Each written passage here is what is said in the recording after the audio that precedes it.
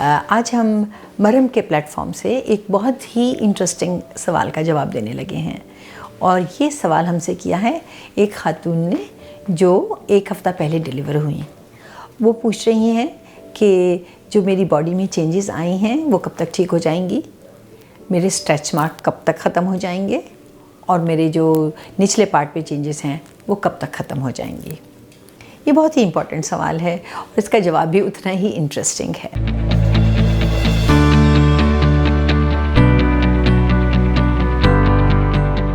अस्सलाम वालेकुम नाज़रीन, मेरा नाम डॉक्टर नाहिद अख्तर राना है। मैं कंसल्टेंट ऑब्स्टेट्रिशियन एंड गायनेकोलॉजिस्ट हूँ। आज हम मरहम के प्लेटफॉर्म से एक बहुत ही इंटरेस्टिंग सवाल का जवाब देने लगे हैं। और ये सवाल हमसे किया है एक खातून ने जो 1 हफ़्ता पहले डिलीवर हुई। वो पूछ रही हैं कि जो मेरी बॉडी में चेंजेस आई हैं वो कब तक ठीक हो जाएंगी, मेरे स्ट्रेच मार्क कब तक ख़त्म हो जाएंगे और मेरे जो निचले पार्ट पे चेंजेस हैं वो कब तक ख़त्म हो जाएंगी। ये बहुत ही इम्पॉर्टेंट सवाल है और इसका जवाब भी उतना ही इंटरेस्टिंग है। सबसे पहले तो मैं ये बात करूँगी कि हमारी जो ख़वातीन हैं उनमें डिफरेंट ख़वातीन में डिफरेंट वेट गेन है। कुछ ख़वातीन प्रेगनेंसी के दौरान बहुत ज़्यादा वेट गेन कर लेती हैं। वो जितना ज़्यादा वेट गेन करती हैं तो उसी हिसाब से उनकी बॉडी के अंदर चेंजेस भी बहुत आती हैं। हम आमतौर पर हेल्दी वेट गेन के बारे में बात करते हैं। प्रेगनेंसी के दौरान हेल्दी वेट गेन 8 से 10 केजी होता है। अगर आप 12 केजी से ज़्यादा वज़न गेन कर लेती हैं तो आप ओबीस कहलाती हैं। हम इसको एक्सेसिव वेट गेन कहते हैं। जैसे जैसे प्रेगनेंसी में वेट गेन ज़्यादा होता जाता है वैसे वैसे प्रेगनेंसी में कॉम्प्लिकेशन का रेट भी बढ़ता जाता है। बाज़ दफ़ा बहुत ज़्यादा वेट गेन हो तो आपका बच्चा भी बहुत ज़्यादा ओबीस हो जाएगा। बच्चे की डिलीवरी में प्रॉब्लम हो सकते हैं। मुमकिन है आपकी डिलीवरी नॉर्मल डिलीवरी के बजाय सिजेरियन हो जाए। तो जो चेंजेस हैं बॉडी के अंदर जो आती हैं और जो बाद में रिवर्स होना होती हैं वो डिपेंड करती हैं कि आया कि आपकी नॉर्मल डिलीवरी हुई थी या आपका सिजेरियन हुआ था, आपने कितना वेट गेन किया था, आपने नॉर्मल वेट गेन था, एक्सेसिव वेट गेन था या मॉर्बिडली एक्सेसिव वेट गेन था। अगर आप नॉर्मल वज़न गेन करती हैं तो ऑफ कोर्स उसको उतारने में भी आपको कम टाइम लगेगा।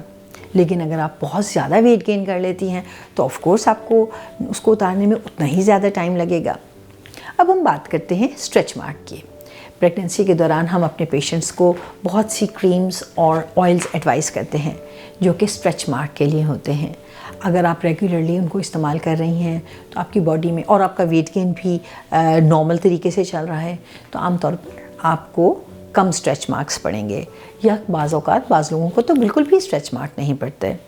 लेकिन अगर आप बहुत एक्सेसिव वेट गेन और शॉर्ट पीरियड में करती हैं तो आपको बहुत ज़्यादा स्ट्रेच मार्क पड़ सकते हैं। अब हम बात करते हैं कि ये स्ट्रेच मार्क ख़त्म कब होंगे। आमतौर पर डिलीवरी के फ़ौरन बाद स्ट्रेच मार्क्स का कलर चेंज हो जाता है और एकदम से वो बहुत डार्क लगने लगते हैं, जिसकी वजह से हमारी बहुत सी ख़वातीन जो हैं वो बहुत ज़्यादा परेशान हो जाती हैं। और कुछ लोग तो अपनी बॉडी की शेप को देखकर डिप्रेशन का शिकार हो जाते हैं। इसीलिए हम अपनी ख़वातीन को, जो भी हामला ख़वातीन होती हैं, उनको एंटीनेटल पीरियड में ही ये एडवाइस करते हैं कि देखें आप इमीडिएटली डिलीवरी के बाद ये ना समझें कि आपकी बॉडी फ़ौरन ही नॉर्मल हो जाएगी या फ़ौरन ही उसी शेप पर चली जाएगी जैसे वो पहले थी। ऐसा नहीं होता। इसलिए कि आपकी बॉडी जो है वो काफ़ी हद तक स्ट्रेच हो चुकी होती है। आपके मसल्स भी स्ट्रेच हो चुके होते हैं। आपका पेट काफ़ी लैक्स हो चुका होता है। आपका यूट्रस जो है वो काफ़ी बड़ा हो चुका होता है।